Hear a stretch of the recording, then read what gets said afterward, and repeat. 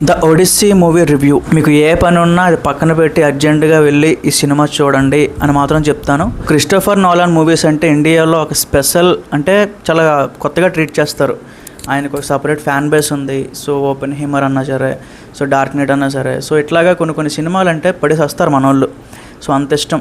అలాంటిది ఆ డైరెక్టర్ నుంచి ఒక సినిమా వస్తుంది. అది కూడా ఆయన ఇండియా వచ్చి ప్రమోట్ చేశాడు అనమాట ఆ సినిమాని. సో చాలా బాగా అనిపించింది మన వాళ్ళకి కూడా. బట్ ఓవరాల్గా సినిమా ఎలా ఉంది అంటే, చిన్న లాజిక్ అండి. మీకు ఒకవేళ ప్రీవియస్ దాని జరిగే బ్యాక్ స్టోరీ, ఆ హిస్టరీ అంతా మీకు తెలిసి ఉంటే సినిమా మీకు విపరీతంగా ఎక్కేస్తుంది. బట్ నేనేం చేశాను అంటే, చాలామంది చెప్పారు, మీమ్స్లో చెప్పారు, ట్విట్టర్లో చెప్పారు, మా ఫ్రెండ్స్ చెప్పారు, వీళ్ళందరూ చెప్పారు, సరే దీనికి ఇంకా ముందు మనకి ట్రాయ్ స్టోరీ అని ఒక సినిమా ఉంటుందిరా, అది చూడు, వీలైతే ఇంకా కొన్ని బుక్స్ ఉంటాయి అవి కూడా చూడు అని చెప్పి. అవి ఏం చూడలేదు, చదవలేదు, ఏం చేయలేదు, డైరెక్ట్గా వెళ్ళి థియేటర్లో కూర్చున్నా. ఎలా ఉంది అంటే,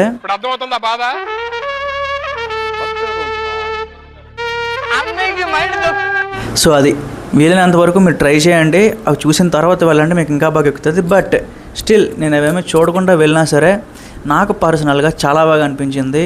ఎందుకంటే ఈవెన్ కొన్ని విజువల్స్ చూస్తూ ఉంటే నాకు నిజంగా చాలా బాగా అనిపించింది గైస్. ఎందుకంటే ఎంతైనా హాలీవుడ్ టెక్నాలజీ, వాళ్ళు వాడే ఆ టెక్నిక్స్ అన్నీ కూడా మనకి ఇంకా అలవాటు పడలేదు. బట్ స్టిల్ మ్యూజిక్ విషయంలో కానీ, ఆ డ్రామా కానీ, సో ఒకదానికి కనెక్షన్ కానీ, సో ఆ ఫ్లాష్ బ్యాక్స్లో వచ్చే కొన్ని ఎపిసోడ్స్ కానీ, సో స్టోరీ అనేది చాలా సింపుల్. ఇప్పుడు ఏంటంటే ఒక సర్వైవల్ మోడ్లో చూపిస్తారు మనకి. ఒక రాజు ఏదైతే యుద్ధం అంతా అయిపోయిన తర్వాత సో ఎట్లా వెనక్కి మళ్ళీ రిటర్న్ బ్యాక్ అయ్యాడు, సో వాళ్ళ ఫ్యామిలీని ఎట్లా చేరుకున్నాడు, సో ఇది ఒక లైన్లో చూపిస్తారు మనకి. కొన్ని యాక్టర్స్ గురించి సపరేట్గా చెప్దామంటే నాకు వాళ్ళ పేర్లు కూడా సరిగ్గా తెలియవు. తెలిసిందంతా ఒకటే, ఆ డైరెక్టర్ పేరు ఒకటే. బట్ నాకైతే అది పెద్ద ప్రాబ్లం అనిపించలేదు. అన్ని విషయాల్లో డిపార్ట్మెంట్లో కెమెరామ్యాన్ కానీ, మ్యూజిక్ కానీ, so everything on perfect thing అనమాట. ఎందుకంటే ఇలాంటి ఫిలిం చాలా రేర్ గైస్. అలాంటి ఒక ఎక్స్పీరియన్స్ ఉన్న డైరెక్టర్లు కూడా అలాగే టైం అయిపోతుంది, అంతరించిపోతున్నారు. సో మేబీ ఆయన నుంచి వచ్చిన వన్ ఆఫ్ ద బెస్ట్ ఒక అవుట్పుట్ ఏదైతే ఉంది అంటే ఈ సినిమానే చెప్తాను.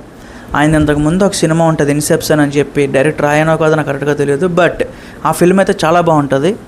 సో అలాంటి అగైన్ ఒక క్లాసిక్స్ తీసిన ఒక డైరెక్టరు, ఇది ఒడిస్సీ అని చెప్పి మెయిన్ యాన్షియంట్ కల్చర్ని మనకు చూపించడానికి ట్రై చేశారు.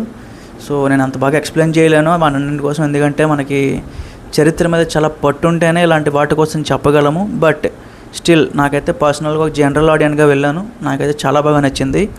వీలైనంత వరకు మీరు వెళ్ళండి, ట్రై చేయండి, ఖచ్చితంగా నచ్చుతుందని చెప్తాను నేనైతే. అంతేందుకు ఆ ఓపెన్ హీమర్ అనే సినిమా లాస్ట్ టైం ఇండియాలో ఆల్మోస్ట్ 156 కోట్లు కలెక్ట్ చేసింది. అంటే ఆల్మోస్ట్ ఒక మీడియం రేంజ్ హీరో అలాంటి కలెక్షన్స్ అయితే తీసుకురాగలిగింది. సో అక్కడ మనకు అర్థమైపోతుంది డైరెక్టర్కి ఉన్న ఫాలోయింగ్ ఏంటి, ఆయన స్క్రిప్ట్ ఏంటి, ఆయన స్క్రీన్ ప్లే ఏంటి. సో మనం కూడా అలవాటు పడిపోయాం ఆయనకి. సో ఖచ్చితంగా గైస్ చెప్తున్నాను కదా, మళ్ళీ వెళ్ళండి, చూడండి. ఈవెన్ నా రివ్యూ కూడా నమ్మకండి, మీరు ఖచ్చితంగా చూడండి, ఎంజాయ్ చేస్తారు. So thank you.